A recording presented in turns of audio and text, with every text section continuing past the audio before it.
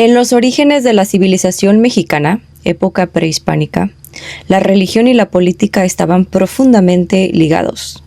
No había separación entre ellos como órgano autónomo. De hecho, políticamente se justificaban todos los actos a través de lo sagrado. Esto es Tacones al Poder. Bienvenidos a mi espacio. Bienvenidos a Tacones al Poder, el podcast donde la voz de la mujer pisa fuerte. Soy Marisa y aquí hablamos de fuerza, sueños, experiencias reales y del poder que llevas dentro. Ponte tus tacones, porque aquí mandas tú.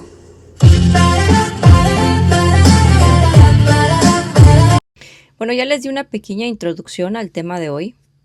Es un tema que yo considero hasta cierto punto delicado porque se llegan a tocar esas pequeñas llagas que son dolorosas en la parte individual y que no a muchos de nosotros nos gusta que nos toquen. Pero más que ser individual, yo quiero hablarte del lado social y como comunidad. Por eso el tema de este podcast es entre el altar y el poder. Quiero decirte que la religión ha pesado mucho en la parte política. Y aunque hoy México es considerado como un estado laico, y para quienes no sepan qué es un estado laico, muy breve, mencionar nada más, estado laico significa que el gobierno no debe favorecer o discriminar a ninguna persona por su religión. Significa que las leyes y las decisiones públicas deben basarse en criterios civiles, racionales y democráticos, no en la religión. Significa que tú eres libre de profesar cualquier religión. Si hoy decides ser de una y mañana de otra, eres libre. O si decides ser de no creer en absolutamente ninguna religión, también lo puedes hacer. Es libre de hacerlo. Significa que las instituciones religiosas no deben meterse en asuntos del Estado, ni siquiera hablarlo en sus templos, en sus iglesias. Esto no significa que la política esté en contra de la religión, significa que debe de mantenerse neutral en todas las creencias. ¿Qué sería lo opuesto a ser un Estado laico? El Vaticano, un Estado confesional que se rige a través de leyes religiosas. Y vamos a hablar un poquito aquí de todas las épocas del periodo que se ha escrito en la historia del pueblo mexicano. Y pues, por supuesto vamos a comenzar con la época prehispánica, ¿no? En el tiempo de los mexicas, de los mayas, de los zapotecas, de los mixtecas, de los toltecas, de los olmecas, la religión y la política estaban muy unidas. Eran politeístas, adoraban a muchos dioses. Un claro ejemplo, Quetzalcóatl, el dios del viento, de la sabiduría. Tlaloc, el dios de la lluvia, el dios de la fertilidad. Muchas veces nos han dicho que esto era malo. Así lo han escuchado ustedes, porque hacían sacrificios humanos. Pero la historia está muy mal contada y en un próximo podcast voy a estar hablando un poco más explícito de este tema porque me encantaría empezar a quitarnos esas cosas de nuestra mente porque solamente se les ocurrió poner una excusa de poner a estas culturas que hacían sacrificios humanos para poder apoderarse del territorio. En sí fue lo que sucedió en la historia. Bueno, muchos de los pueblos prehispánicos creían obviamente en dioses y hacían rituales para mantener el equilibrio del universo. Sin esas prácticas, el sol, ellos creían, tal vez no saldría. Si no hacían algo con el dios de la lluvia, tal vez no llovería. Era su forma de pensar y la religión les daba un sentido de vida social y orden social. Estaba muy, muy pegado a la naturaleza. Por supuesto que tenía aspectos positivos y algunos negativos, pero eran más los positivos porque fortalecía la identidad cultural. explicaba la naturaleza y el tiempo y unía a la comunidad. No puede juzgarse por cómo se escribió la historia a que fue mala. De hecho, algunos historiadores creen que esta época y esta cultura fue muy buena y que era necesaria para los pueblos porque les daba un sentido de vida y mantenían equilibrio de esos pueblos bajo sus creencias. Era un contexto histórico y cultural que en realidad traía cambios muy positivos para la humanidad. Pero llega esa famosa colonización en 1519 a 1521 y cambió por completo la visión que se tenía en la época prehispánica. Por completo le dan un giro y la religión, que ahora llamada el catolicismo, la hicieron oficial, muy apegada todavía a la religión. Vino la evangelización, que fue uno de los principales objetivos de la colonización. Los frailes dominicos, angustinos, se encargaron de convertir a los pueblos indígenas y destruyeron los pueblos de ellos y construyeron iglesias sobre los templos de ellos.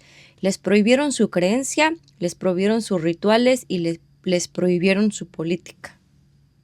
Se impuso el catolicismo como religión dominante y ocurrió ese sincretismo religioso, una mezcla de creencias indígenas y católicas para impulsarlos de nuevo.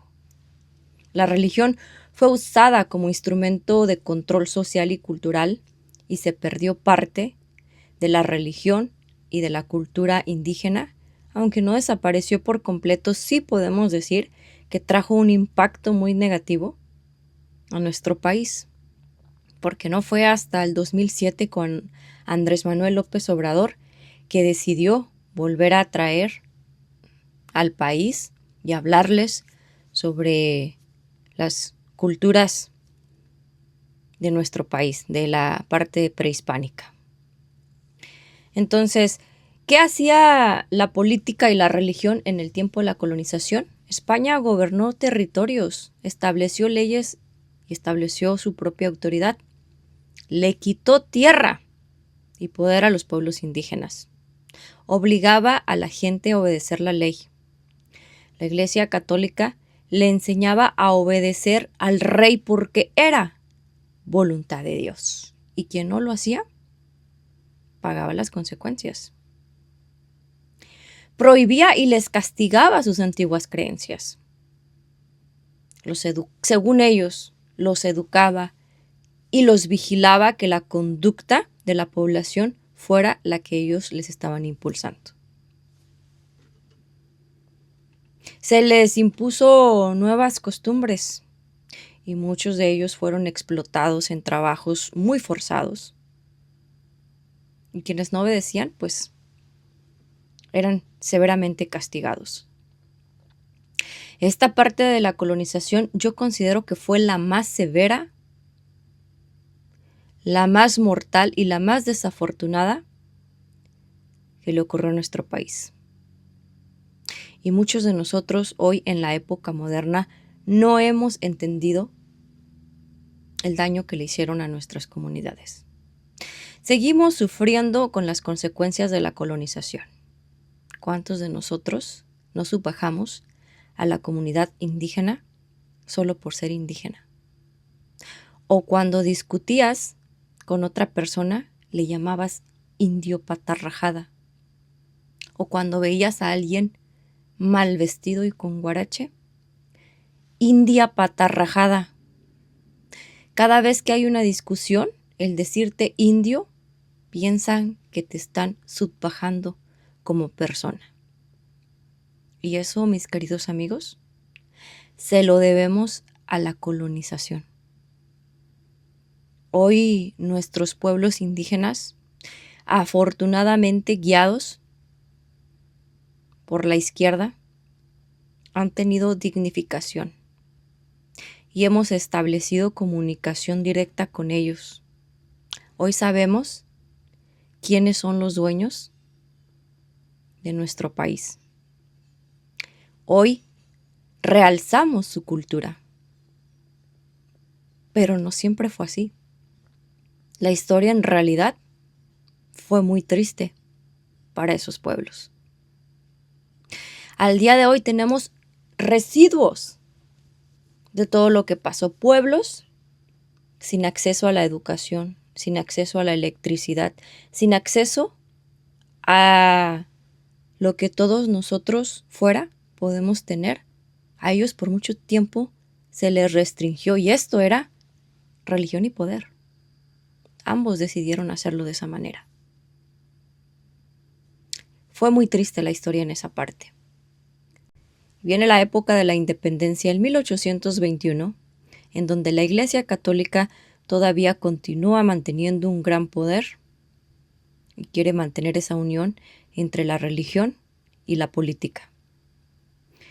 Una discusión entre conservadores que defendían a la religión y liberales que ya pretendían la separación entre el Estado y la religión. 1855 a 1860, Benito Juárez se establece la separación entre la Iglesia y el Estado. Le quitan a la Iglesia el control de la educación, el registro civil, y se declara Estado laico. Y aquí nace el principio de que la religión no debe mezclarse con el poder. Conflictos religiosos y políticos que se dieron en esta época, a pesar de que las leyes se separaron, no siempre fue fácil de hacerlo. En los años 1920, bajo el gobierno de Plutarco Elías Calles, las leyes se endurecieron aún más y se provocó un conflicto armado. Grupos católicos se rebelaron contra grupos armados y fue un conflicto muy violento que marcó la historia de México. La famosa Guerra Cristera de 1926 a 1929 ocurrió cuando el gobierno aplicó estrictamente las leyes laicas. Algunos sectores católicos se rebelaron y fue un conflicto que dejó huella profunda entre la relación del Estado y la religión. En México moderno, el día de hoy, la religión y la política sigue siendo separado o no. Bueno, aunque vengo diciéndote en este podcast que es un Estado laico, no significa que la religión no tenga peso hasta el día de hoy. Aunque el gobierno no promueve una religión, la religión continúa teniendo un papel importante en el Estado. Las iglesias, como te dije, no deben intervenir en la política electoral. Los funcionarios no deben de utilizar la religión para gobernar. Y aunque legalmente están separados, la religión influye, por supuesto que sí, hasta el día de hoy, en el Estado entre el aborto, la comunidad LGBT, etcétera, etcétera. Algunos políticos difunden símbolos religiosos para ganar apoyo. Políticos difunden religión en sus eventos para promover y atraer a más gente a sus filas. Y aquí yo quiero hablarte de un tema muy importante. Hay un personaje en esta historia moderna que pretende jugar un papel importante entre religión y política. Sí, Eduardo Verástegui. Conocido como actor y productor, intenta ser candidato presidencial en el 2023. Se registra ante el INE como candidato independiente para la elección presidencial del 2024. Su plataforma, enfocada en temas conservadores como la defensa de la vida, la familia tradicional y los valores religiosos, es su estandarte. Y luego intenta reunir las firmas suficientes para pasar a la boleta electoral y no lo logra, no se consolida. Y no es el candidato oficial de la elección. Sin embargo, las ganas de tener un movimiento conservador continúan. Y quiere que se mezcle la religión con la política, de hecho. Siguen estando vigentes hasta el día de hoy. Actualmente es vocero y promotor del movimiento Viva México, organización que busca convertirse en partido político nacional en México para participar en futuras elecciones. Verástegui defiende ideas ultraconservadoras y tradicionales, como la oposición al aborto y el matrimonio igualitario, entre otras muchas más. Posturas sociales basadas en la fe y la religión. Y yo quiero decirte que Verástegui no es un candidato independiente. No busca ser independiente. No debe presentarse ante el pueblo mexicano como independiente. Debe presentarse como lo que es, el candidato de la fe religiosa católica. Debe quitarse de máscaras. Debe decirle al pueblo mexicano lo que realmente le mueve. Este tipo ha atacado al gobierno del expresidente Andrés Manuel López Obrador. Ha atacado el gobierno de la doctora Claudia Sheinbaum Pardo, actual presidenta de México. Dice que la administración va muy mal y dice que el sexenio no va a terminar muy bien debido a los problemas que tiene y las decisiones que la presidenta de México ha tomado. Se la pasa en redes sociales publicando mensajes en las que critica al gobierno actual, acusándolo de no puedo decir la palabra aquí porque me censuran. Distracciones que él hace. Porque no ha mostrado ni una sola prueba de que el gobierno está inmiscuido en eso. De hecho, ha dicho que ha sido censurado por el régimen cuando su entrevista fue censurada en México. Y critica que no hay pluralidad. Mi crítica a Eduardo Verástegui en realidad es muy simple y muy directa. No mezcles la religión con la política. Yo no quiero volver al tiempo de la colonización, en donde la ley solamente era para algunos y no era de manera justa. Yo no quiero vivir en un país sometido a lo que una religión dictamine. Quedó muy claro en tu postura ideológica en el CPAC que eres de ultraderecha, conservador, religioso católico y lo que quieres dictaminar en nuestro país. Yo no considero que personas como tú deban expresar sus ideologías políticas a través de la religión de manera pública, porque en realidad estás violando con nuestra Constitución al ser un Estado completamente laico. Rezar se te da muy bien a través de todas tus plataformas. Si quieres subir el rating, quizás 5 rosarios al día, te van muy bien.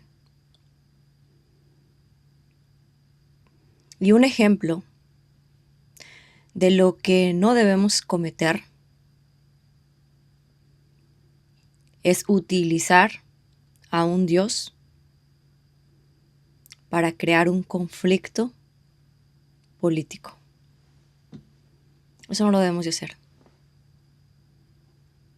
La ley es para todos, no para algunos nada más. Y me queda muy claro que Eduardo Verástegui no puede llegar a ningún alcance político. Al menos no en México. Son personajes que le harían mucho daño a nuestro país. Aliados de políticos españoles que quieren traer su influencia de ultraderecha, donde ahí su frase no es servirle a los pobres o ayudar a los pobres. Ahí su frase es privatización. En realidad, la religión mezclada con la política es privatización. Visión solamente para algunos, para los que les alcanza. Privatización de la educación, privatización de la salud, No somos tontos, Verástegui. Hoy en día los mexicanos estamos muy preparados. Tan preparados que me subí a este podcast a darte historia para poder darte el mensaje de que pares de hablar mal del gobierno mexicano mezclado con la política. Sé un ciudadano común. No seas un religioso mezclado con un político. Y sí, mis queridos amigos, tuve que traer antecedentes históricos para llegar a este punto, en donde como él hay muchas otras personas que agarran un tema y lo excusan para cambiar tu manera de pensar. Hoy México es un país próspero. No permitamos que lleguen personajes como estos a tratar de imponernos lo que está en contra de nuestra Constitución. No permitamos volver a esa época de la colonización que tanto le hizo daño a nuestro pueblo mexicano. No permitamos que nos colonicen nuestra mentalidad. Seamos libres de elegir a buenos líderes políticos, no por la influencia de nadie, sino por nuestra propia decisión, por lo que nosotros mismos decidimos. Porque la persona que tú elegiste representa el bien como sociedad. Les agradezco infinitamente que se quedaran a escucharme. Yo sé que muchos van a considerar que estos temas no deberían de tocarse, pero en realidad alguien los tiene que hablar. Alguien tiene que mencionarles que futuramente, aunque Verástegui no tenga un puesto político, futuramente, si lo dejamos avanzar con esta visión, puede lograr hacerle un daño al país, porque están maquinándolo en la ultraderecha. Es el personaje que activaron juntamente con Negre, el periodista español, que también se encarga de hablar pestes del gobierno mexicano. No son ciudadanos comunes que critiquen al gobierno. No son ciudadanos que les interese el pueblo de México. Son personas que quieren sacar raja política y quieren establecerse en México para beneficio económico. No le importas tú, no le importo yo, inclusive ni siquiera le importan los católicos. Esa fue la excusa que agarró. Y muchos de ustedes creen que de veras los defiende como el símbolo católico, a través de los supuestos valores que quiere inculcar. Seamos inteligentes, utilicemos los libros, utilicemos la historia para saber de qué manera ellos tratan de tener un impacto en la sociedad de manera negativa.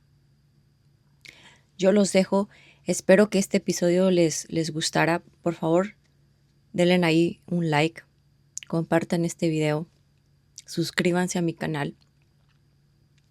Estos temas para mí eran importantes desarrollar.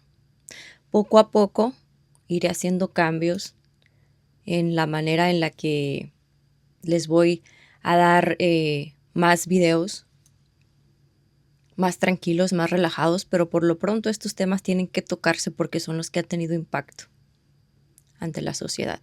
Todos los días yo leo a Verástegui en las redes sociales y en realidad no hay día que no le esté tirando al gobierno mexicano. Y me pregunto yo, como ciudadano, ¿qué está haciendo para un cambio? Porque solamente se queja y solamente habla de religión, pero no de un verdadero cambio. No accionan, solo hablan. Yo los dejo, soy Marisa, nos vemos en un siguiente episodio.